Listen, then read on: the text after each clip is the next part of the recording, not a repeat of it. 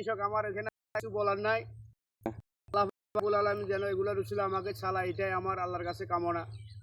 আমি সরিষা করছি, এই যে মূলা করলাম, আলু করলাম, পেঁয়াজ পাতা করলাম, মরিচ করলাম, মিষ্টি কুমড়া, টমেটো, অনেক কিছু করছি। আল্লাহ পাকে যদি দেয় হাতে ভালো বাচ্চা রিজিক ও লভ্যাস হয়, এই আর কি। মাশাআল্লাহ মাশাআল্লাহ। দোয়া করবেন সবাই ইনশাআল্লাহ। এগুলো তো প্রাকৃতিক এক অন্যরকম, এখানে কোনো সার নাই, কিছু নাই, আল্লাহ প্রদত্ত এক ব্যবস্থাপনা। সার পর্যন্ত দুইবার দেওয়া হয়েছে। সার তো বর্তমান পরিস্থিতি আবহাওয়ার উপরে নির্ভর করে, যেটা খাবে ফসল এটা খাওয়াইতে হবে ভাইয়া। তাই জি, অনেক টাইমে ফসলের সারের প্রয়োজন ছিল না, বর্তমানে সার ওষুধ, যেমন কি আমি পরশুদিন এগুলোতে স্প্রে করছি ওষুধ। তাই ওই যে সরিষা খেতে স্প্রে করছি। হ্যাঁ হ্যাঁ হ্যাঁ। ওষুধ ছাড়া, মেডিসিন ছাড়া, এবং কি মনে করেন আপনার সার ছাড়া বর্তমানে কোনো কিছু হয় না, এগুলা লাগে। ও মাশাআল্লাহ মাশাআল্লাহ। এখানে তো আপনার ফসল মনে ভালোই হয় না? হয় আলহামদুলিল্লাহ, আল্লাহ পাকের দরবারে কোটি কোটি শুকরিয়া। আমরা আল্লাহ দিলে অনেক সুখে আছি। কত হলে আমরা যে ওই উত্তরবঙ্গে ফরি রয়েছি না, এটারে নর্থ বেঙ্গল বলে আর কি। আচ্ছা আচ্ছা আচ্ছা। ঠাকুরমিয়ার উত্তর সাইড। হ্যাঁ হ্যাঁ। এমনকি এই যে বিশাল জলাটা, এটাকে হেরা ডগি বলে। ডগি বলে না? ডগি বলে, এটার কোনো মূল্য হয় না তাদের কাছে। তাই এখানে বছরে কোটি কোটি টাকার ফসল উৎপন্ন হইতেছে। এই যে সামনে একটা 15 দিন পরে আমরা যে এরি ফসলটা লাগামো, হ্যাঁ হ্যাঁ হ্যাঁ। এই ফসলটাই মনে করেন এই যে বিশাল ইয়েতে অন্তত পক্ষে না হলো কয়েক লক্ষ কেজি মনে করেন ধান হবে। তাই টন টন কয়েক, হ্যাঁ, কয়েক লক্ষ টন বা কয়েক কোটি কেজি।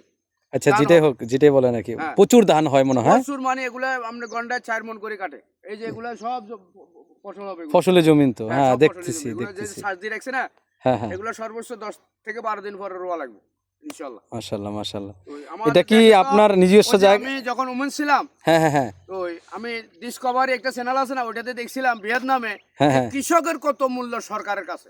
এটা তো পুরা বিশ্বে। আমি একজন কৃষক, হয়তো আমার বা- এই ফসলটা কেন মারি গেল, আমি তাদের কাছে নিউজ পাঠাতে দেরি, তারা জায়গাতে আসি, এটাকে মনে করেন আপনি যা সব বাসা করতে দেরি হলো না, এই ফসলটা কেন মারি গেল, কিসের কারণে, কি বিষের কারণে, না মাটির সমস্যা, নাকি আবহাওয়ার সমস্যা, যেটাই হোক তারা বিবেচনা করি।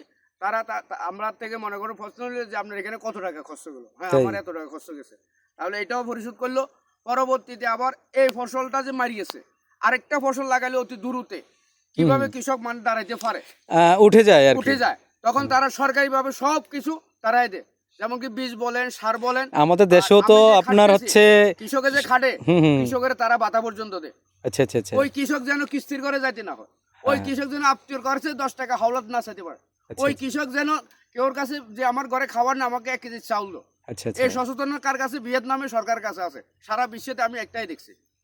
না অনেক জায়গায় আছে, আমাদের দেশেও আপনার বীজ দেওয়া হয়, ছেলে কলেজে হয়তো আপনাদের কাছে পৌঁছে না, কিন্তু আমাদের দেশেও না, আমরা পাই নাই পর্যন্ত কোনো কিছু।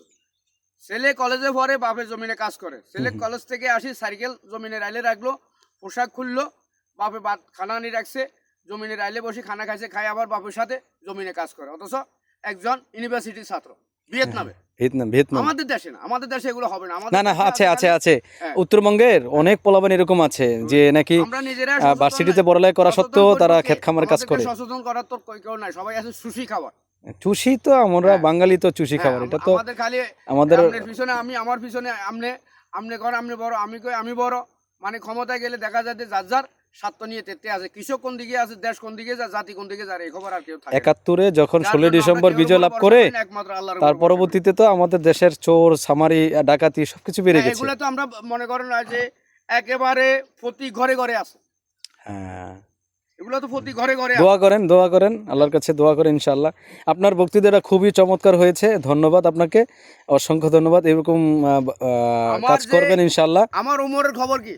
হ্যাঁ ভালো, আলহামদুলিল্লাহ। রেজাল্ট ভালো? হ্যাঁ হ্যাঁ আলহামদুলিল্লাহ।